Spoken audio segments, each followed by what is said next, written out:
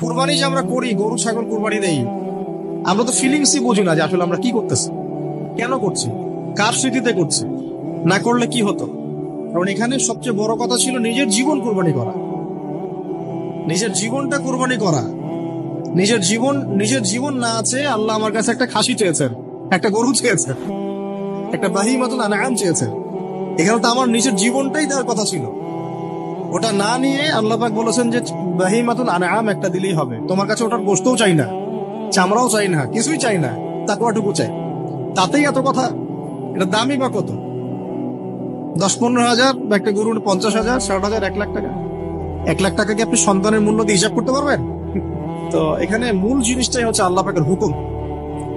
আল্লাহ পাকের হুকুমই সবচেয়ে বড় কথা। এখানে নেকিটা বড় কথা না, বড় কথাটা কি? আল্লাহর হুকুম। আল্লাহ পাকের হুকুমের পিছনে কি নেকি আছে এটা আমি সংখ্যা দিয়ে কাউন্ট করতে পারবো না। আল্লাহ পাক হুকুম দিয়েছেন মানে সেখানে ইনফিনিটিভ নেকি আছে। ওটা 1 লক্ষ, 2 লক্ষ, 5 লক্ষ দিয়ে হিসাব করা যাবে না। এখানে কেন কুরবানি করছি? আল্লাহর হুকুম। যুক্তি বিজ্ঞান দর্শন খোঁজার দরকার নেই তো। তো এবার আল্লাহ রাব্বুল আলামিন কিভাবে বলছেন কোরআনে? আল্লাহ পাক বলছেন, ইব্রাহিম আলাইহিস সালাম বলেন, ইন্নী যাহিবুন ইলা রাব্বি সায়াহদিন, আমি চললাম আমার রবের পথে, তিনি আমাকে পথ দেখাবেন। এই আয়াতটা খুবই মনে শান্তিদায়ক আয়াত।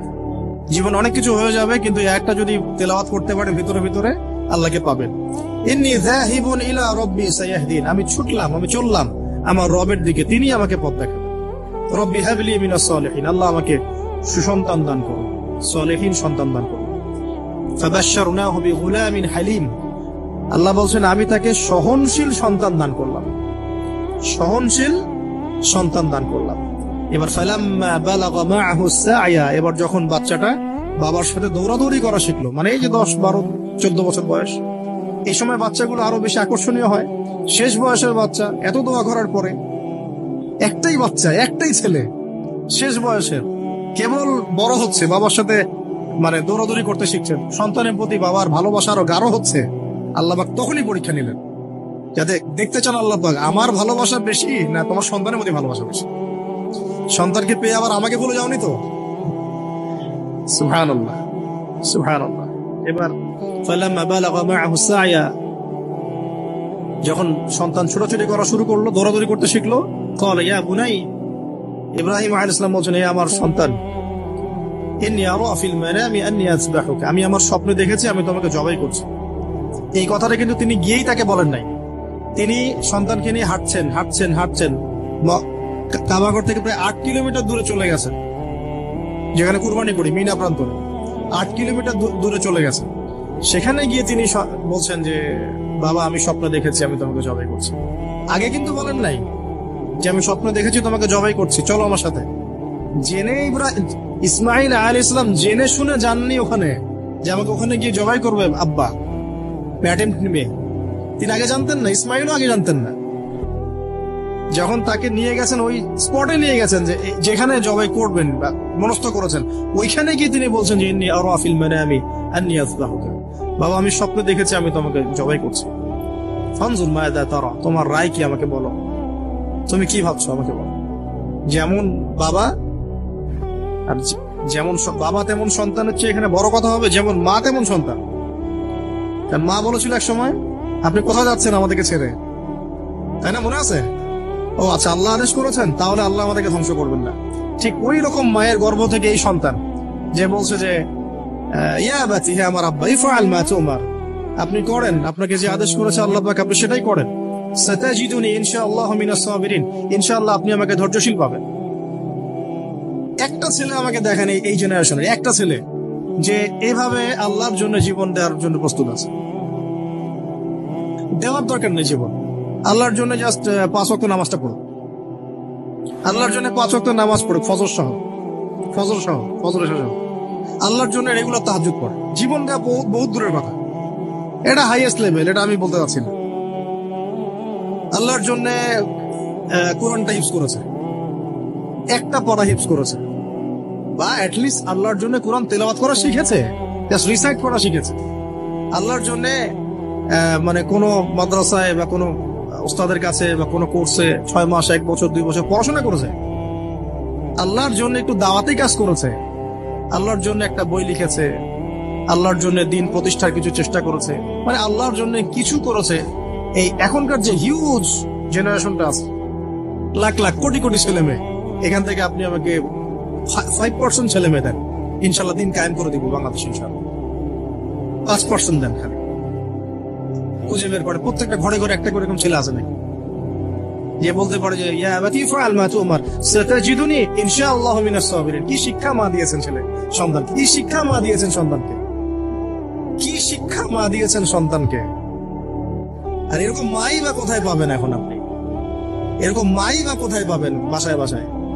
সব স্টার জলসা জি বাংলা মা এখন, হ্যাঁ ঘরে ঘরে এগুলা মা সব এখন স্টার জলসা মা, জি বাংলা মা, হলিউড বলিউড ঢালিউড সব ভর্তি।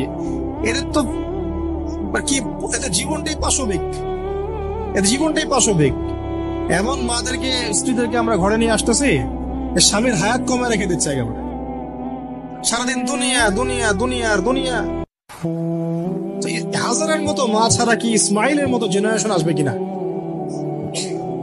বলেন দেখি? হাজেরা আলাইহিস সালামের মতো মা ছাড়া ইসমাইলের মতো জেনারেশন সম্ভব? আর ইসমাইলের মতো জেনারেশন না পেলে বাংলার জমিনে বা সারা বিশ্বে দিন প্রতিষ্ঠা হবে কোনদিনও সম্ভব। তো ইসমাইল আলাইহিস সালামের এই কথার পরে, এই কথা যখন বাস বাবা তো এখন বুঝে ফেললেন যে আমার ছেলে তো যেই সেই ছেলে না, সে আবার ইনশাআল্লাহ বলেছে, ইনশাআল্লাহু মিনাস ফালাম্মা আসলামা ওয়া তাল্লাহু লিল জাবিন। আল্লাহ পাক এত চমৎকার করে কোরআনের মধ্যে মানে আয়াতগুলোকে নিয়ে এসেছেন, বালাগাত এত উঁচু মানের। ফালাম্মা আসলামা, যখন তারা দুজনে আত্মসমর্পণ করলো। কিসের সামনে আত্মসমর্পণ করলো? আল্লাহর হুকুমের সামনে আত্মসমর্পণ। এটাই ইসলাম। ইসলাম মানে কি? এইটা ইসলাম। আল্লাহর হুকুমের সামনে মাথা নত করার নাম ইসলাম। আর আমরা তো প্রত্যেকটা কাজের পিছনে লজিক খুঁজি। নামাজ কেন পড়তাম, রোজা কেন রাখবো, যাকাত কেন দিব? তো তোমাকে কেন খুঁজতে কে বলেছে? আল্লাহ বলেছেন তাই করবো, রাসূল বলেছেন তাই করবো। আল্লাহ নিষেধ করেছেন তাই করবো না, রাসূল নিষেধ করেছেন তাই করবো না। এত যুক্তি দর্শনের কি দরকার? সব তো আমার মাথায় ধরবে না। এই যে ফালাম্মা আসলামা, এই যে ইসলাম শব্দটা এখানে আছে, ফালাম্মা আসলামা, যখন তারা দুজন ইসলাম কবুল করলো না, এখানে যখন তারা দুজন আত্মসমর্পণ করলো, আল্লাহর হুকুমের সামনে মাথা নত করলো, ওয়া তাল্লাহু লিল জাবিন, ডান দিকে উপর করে কাত করে শুইয়ে দিল সন্তানকে, জবাই করার সময় যেমন করে শোয়াই আমরা, ব্যাস এই পর্যন্ত ঘটনা। তারপরে আল্লাহ পাক বলছেন ওয়া নাদাইনাহু ইয়া আইয়া ইব্রাহিম, তখন আমরা ইব্রাহিমকে আওয়াজ দিলাম, হে ইব্রাহিম, হে ইব্রাহিম, হে ইব্রাহিম, কদ সাদ্দাকতা রুইয়া, তুমি তোমার স্বপ্নকে সত্যায়ন করেছো, তুমি তোমার স্বপ্নকে সত্যায়ন করেছো।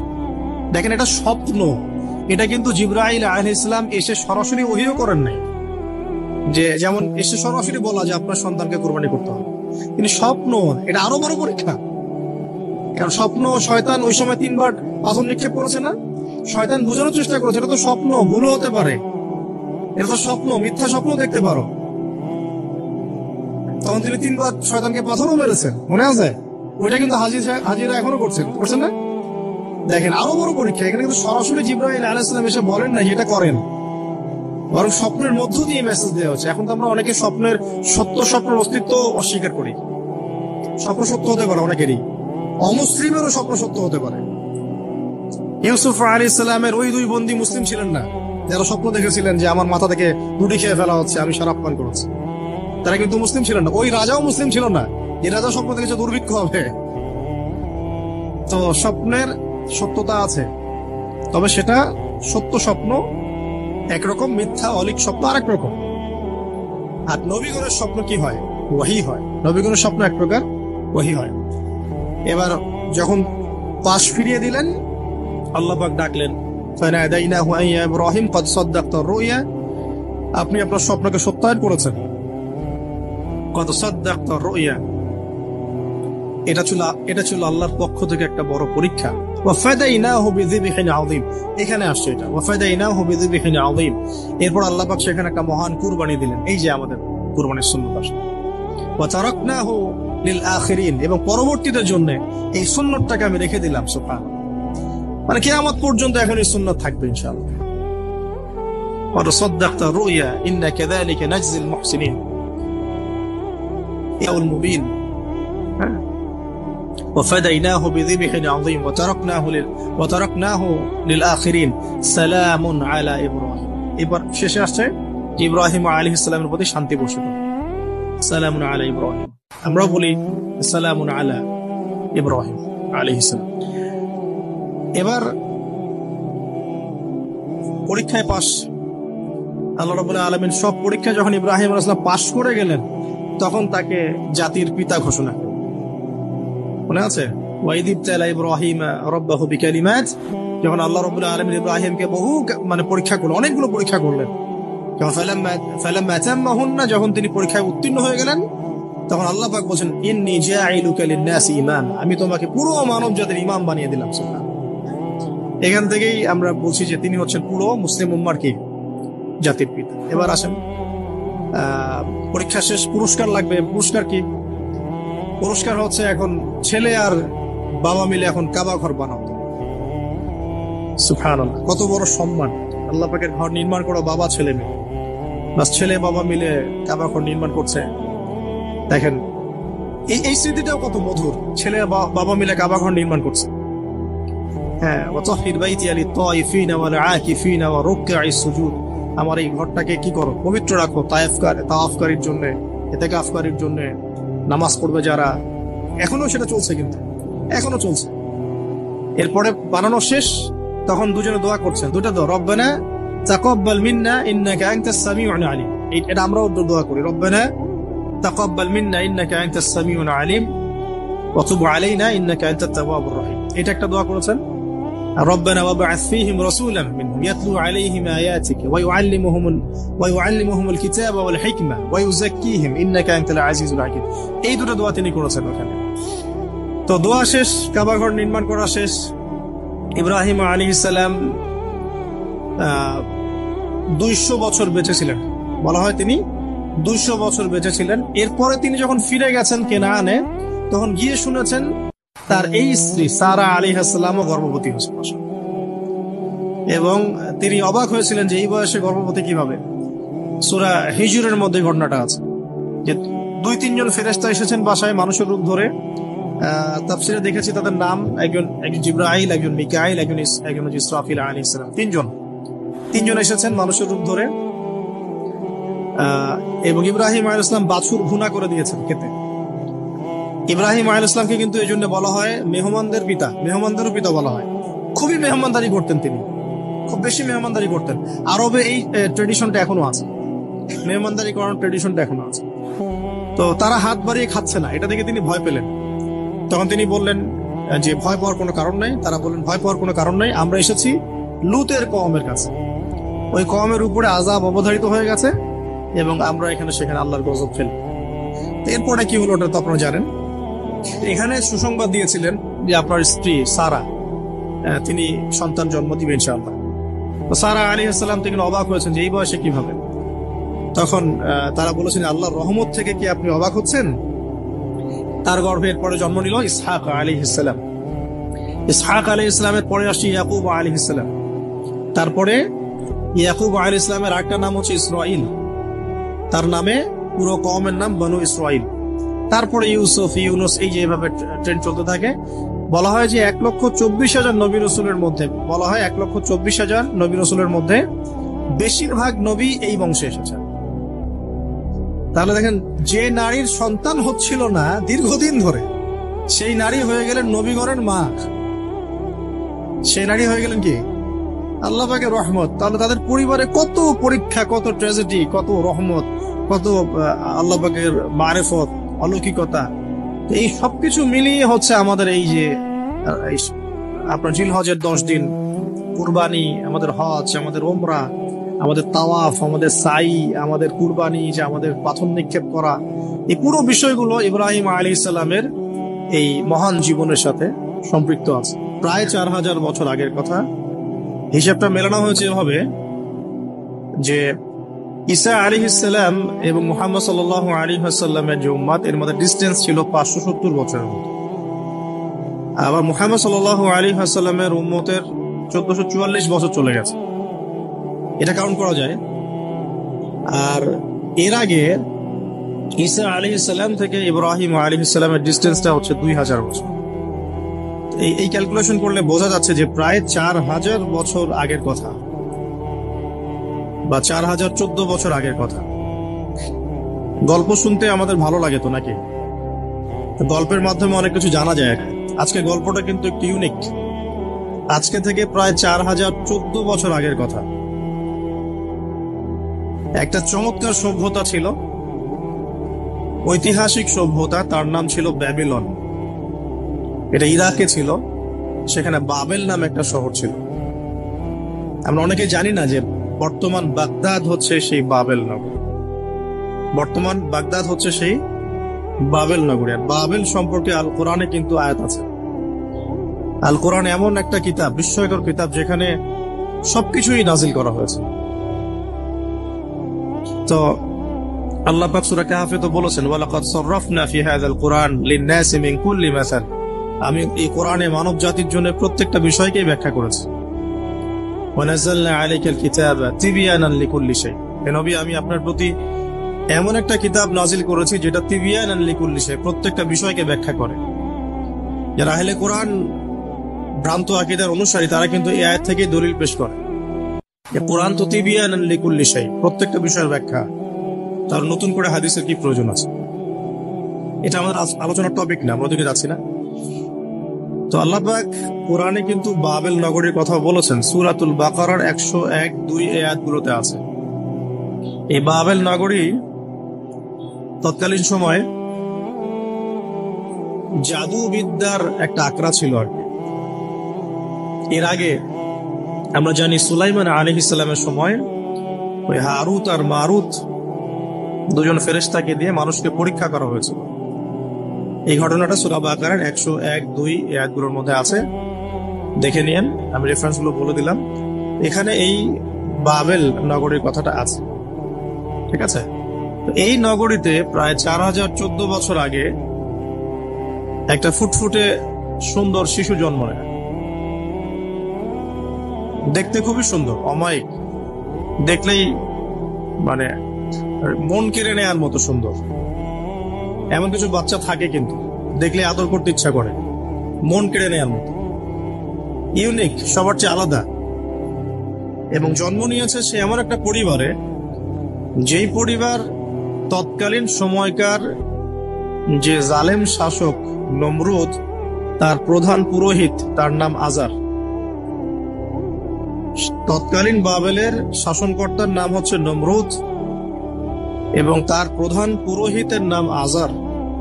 তার ঘরেই জন্ম নিয়েছেন এই তাওহীদের শেকর ইব্রাহিম আলাইহিস সালাম। আল্লাহ পাকের কি মানে আল্লাহ পাক কি না করতে পারেন। যেখানেই আবু জেহেল, সেখানেই মুহাম্মদ সাল্লাল্লাহু আলাইহি ওয়াসাল্লামের জন্ম হয়। যেখানেই নমরুদ, সেখানে ইব্রাহিমের মতো মানুষ আসেন। যেখানেই ফেরাউন, সেখানে আবার মূসা আসেন। মূসাকে আল্লাহ রাব্বুল আলামিন ফেরাউনের ঘরেই মানুষ করলেন। ইব্রাহিম আলাইহিস সালামকে আল্লাহ পাক আজারের ঘরেই মানুষ করলেন। আজকে আমরা দেখি এরকম সিটি অফ আখিরুজ জামানে কিছু কিছু দিনী বোন চেহারা না দেখানোর জন্য আন্দোলন করছে। চিন্তা করতে পারেন, যেখানে যত বেশি জাহেলিয়াত, সেখানে তত পাক্কা মুসল্লি জন্ম নিবে, মুমিন জন্ম নিবে ইনশাআল্লাহ। যেখানে যত বেশি জাহেলিয়াত, সেখানে তত শক্তিশালী মুমিনদের জন্ম হবে ইনশাআল্লাহ। তো এখন তৎকালীন নমরুদ যে সভ্যতার অধিবাসী ছিল, এই সভ্যতাটাকে আমরা বলি কালাদীয় সভ্যতা। এটাকে কালাদীয় সভ্যতা বলা হয়। এটা মূলত জাদুর জন্য একটু বিখ্যাত ছিল, যেটা রেফারেন্স আমি দিলাম সুলাইমান আলাইহিস সালামের যুগ থেকে। এখানে আজারের ঘরে জন্ম নিয়েছেন আমাদের নবীগণের পিতা, মুসলিম জাতির পিতা ইব্রাহিম আলাইহিস সালাম। সুবহানাল্লাহ। বলা বাহুল্য যে নমরুদ কিন্তু 400 বছর বেঁচে ছিল এবং 400 বছর হায়াত পাওয়ার পরে সে মনে করছিল যে সে কখনো মারা যাবে না। এরপরেই সে নিজেকে খোদা দাবি করা শুরু করেছে। এই বাচ্চা ছেলেটা বড় হতে লাগলো। যারা সমাজকে পরিবর্তন করে তারা কিন্তু সমাজের স্রোতে গা ভাসায় না। নবী সাল্লাল্লাহু আলাইহি ওয়াসাল্লামের জন্মটা একটু মিলাই এটার সাথে। আমাদের নবীও ঠিক এরকমই একটা সমাজে জন্ম নিয়েছে। ইব্রাহিম আলাইহিস সালাম যেমন জন্ম নিয়েছেন শিরকে ভরা সমাজে, চতুর্দিকে মূর্তি পূজা হচ্ছে, ইভেন তার বাসায় তার বাবা হচ্ছে মূর্তি পূজারীদের সর্দার, তার ঘরে তিনি জন্ম নিয়েছেন। ঠিক তেমনি রাসূল সাল্লাল্লাহু আলাইহি ওয়াসাল্লাম যে মক্কায় জন্ম নিয়েছেন, সেই মক্কা ছিল শিরকের আকরা। সেখানে লাত, উজ্জা, হুবল, মানাতের পূজা হতো, সুদ ছিল, জিনা ছিল, ব্যভিচার ছিল, মাদক ছিল, গোত্রীয় হানাহানি ছিল, নারীর অবমাননা ছিল। এরকম আইয়ামে জাহিলিয়াতেও নবী সাল্লাল্লাহু আলাইহি ওয়াসাল্লাম জন্ম নিয়েছেন।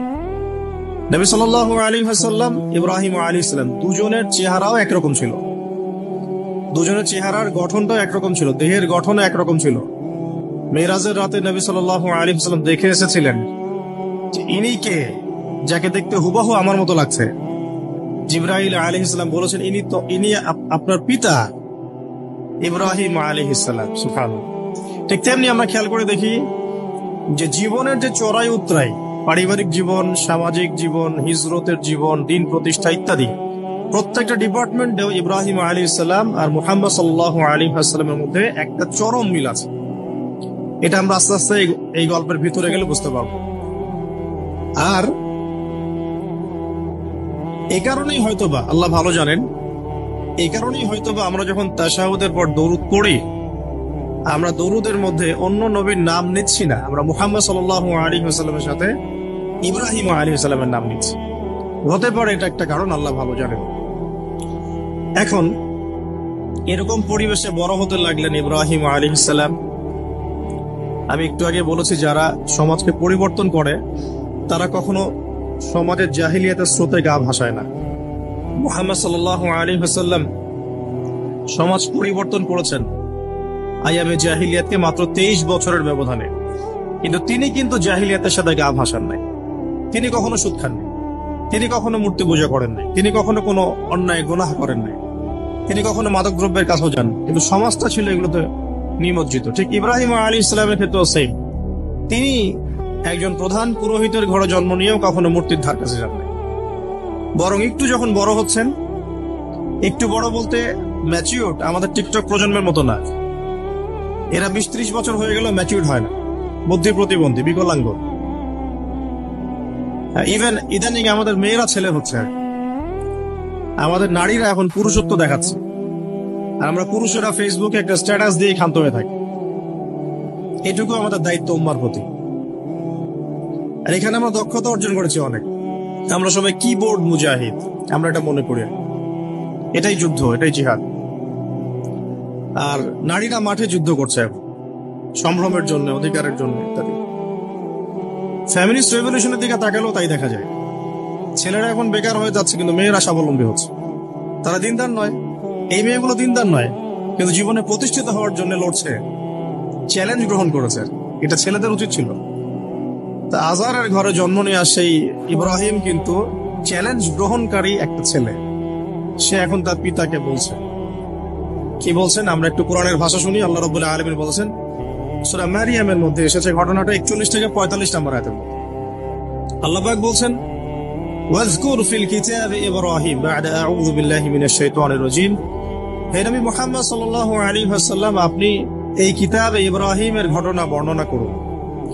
ইয ক্বালা লিআবিহি, যখন ইব্রাহিম তার বাবাকে বললেন, তার বাবা মানে আজারকে বললেন, ইয়া আবাতি, হে আমার বাবা, লিমা তা'বুদু, তুমি কেন ইবাদত করো এমন সত্তার, মা লা ইয়াসমাউ, যে শুনতে পারে না, ওয়ালা ইউবসিরু, দেখতেও পারে না, ওয়ালা ইউগনি আনকা শাইআ, তোমার কোনো উপকার করতে পারে না। একটা ছেলে যার বয়স হবে 15 থেকে 20, হয়তো বা হাইয়েস্ট, তার কাছে কি এমন জ্ঞান আসলো যে সে তার বাবাকে এখন চ্যালেঞ্জ করছে? তার জ্ঞানতাত্ত্বিক যুদ্ধ শুরু হলো, আদর্শিক যুদ্ধ শুরু হলো বাবার সাথে। হে আমার বাবা, আপনি কেন এমন সত্তার ইবাদত করছেন যে শুনতেও পারে না? অসারতা দেখিয়ে দেওয়া হচ্ছে চোখে আঙ্গুল দিয়ে, দেখতেও পারে না, আপনার তো কোনো উপকারও করতে পারে না, কোনো ক্ষতিও করতে পারে না। ওয়ালাম ইউগনি আনকা শাইআ, ইয়া আবাতি, হে আমার বাবা, ইয়া আবাতি ইন্নী আখাফু আন ইয়ামাসসাকা আযাবুম মিনার রাহমানি ফাতাকুনা লিশ-শাইতানি ওয়ালিয়্যা, হে আমার বাবা, আমি ভয় পাচ্ছি যে আপনার উপরে না আবার আল্লাহ পাকের গজব নেমে আসে এবং আপনি শয়তানের ওলি না হয়ে যান। ওলি মানে কি? বন্ধু, বন্ধু, শয়তানের বন্ধু না হয়ে যান। ইয়া আবাতি ইন্নী ক্বাদ জাআনী মিনাল ইলম মা লাম ইয়াতিকা ফাত্তাবি'নি আহদিকা সিরাতান সাওয়িয়া। কি চমৎকার কথা! ছোট্ট ছেলেটা বলছে, হে আমার বাবা, আমার কাছে একটা জ্ঞান আসছে, জ্ঞান আমার কাছে একটা জ্ঞান এসেছে যেটা তোমার কাছে আসে নাই। ফাত্তাবি'নি, তুমি আমার অনুসরণ করো। আহদিকা, আমি তোমাকে পথ দেখাবো। সিরাতান সাওয়িয়া, সহজ সরল পথ দেখাবো তোমাকে। সন্তান বাবাকে নসিহত করছে। দেখো, সন্তান বলছে, আমার কাছে এমন জ্ঞান এসেছে বাবা যেটা তোমার কাছে আসে নাই। তুমি আমাকে ফলো করো, আমার অনুসরণ করো, আমি তোমাকে পথ দেখাবো। Ego problem, ego.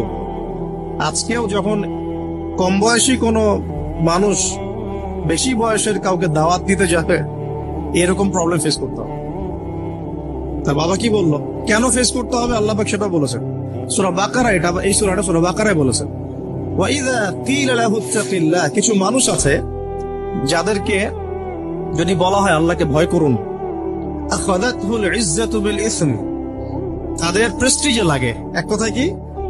প্রেস্টিজে লাগে, প্রেস্টিজ নষ্ট হয়। আখাযাতহুল ইজ্জাতু বিল ইসম ফাহাসবুহু জাহান্নাম। আল্লাহ বলেন ওর জন্য জাহান্নামই যথেষ্ট। এখনকার সমাজে প্রবলেমটা আপনারা ফেস করবেন। যদি আপনার বয়স কম হয়, আপনার কাছে অনেক জ্ঞান থাকলেও মানুষ সমাজে নিতে যাবে না। আপনি ক্রিপ্টোকারেন্সি নিয়ে কথা বলছেন, এক শ্রেণীর ধর্মনেতাই আপনার পিছনে লেগে যাবে। আপনি ইসলামিক রেভলিউশন নিয়ে কথা বলবেন, ইসলাম এস্টাবলিশমেন্ট নিয়ে কথা বলবেন, ইউনিটি নিয়ে কথা বলবেন, উম্মার করণীয় নিয়ে কথা বলবেন। আপনি এই বয়সে, এত ছোট বয়সে আপনি উম্মার প্রবলেমস গুলো ফাইন্ড আউট করে সেগুলো সলিউশন নিয়ে কথা বলবেন, এত বড় সাহস আপনার? এটাই প্রবলেম। অথচ চমৎকার একটা বিষয়, আমাদের সমাজে এগুলো দেখা যায়, অন্য কোথাও দেখা যায় না। কোন ড্রাইভারকে জিজ্ঞাসা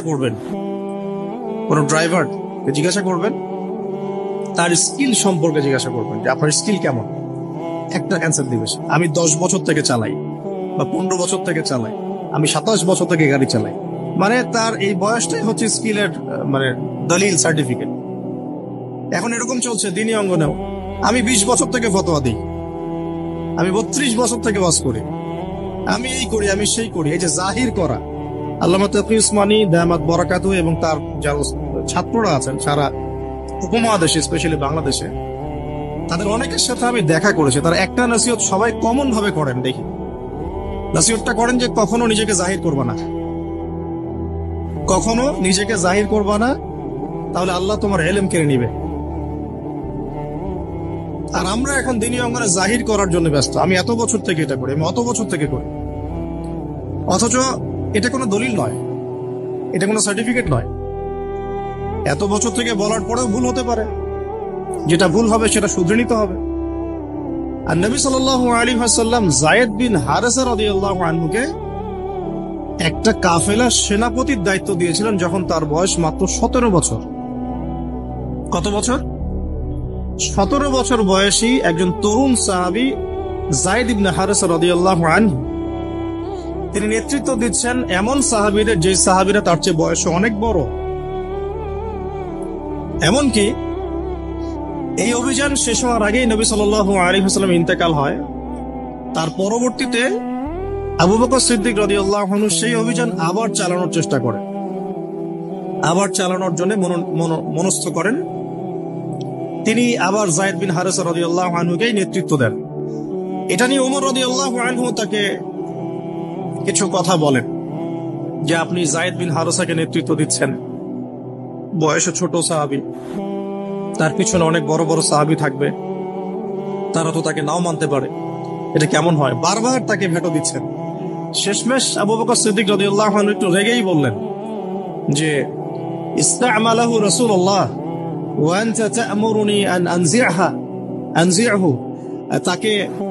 তাকে স্থলাভিষিক্ত করেছে স্বয়ং আল্লাহর রাসূল, আর তুমি এসে আমাকে বলছো আমি তাকে অপসারণ করব? সুবহানাল্লাহ।